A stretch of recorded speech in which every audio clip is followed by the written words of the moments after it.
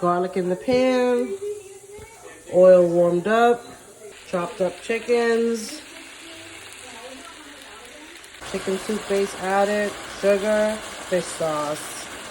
Let it simmer. Let the chicken cook. You hear that? Ginger, jalapeno, and green onions. We're gonna stir it up, mix, mix, mix.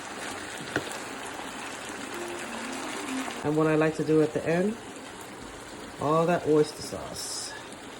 Yep. And of course you need black pepper. Mmm. Here's the finished product.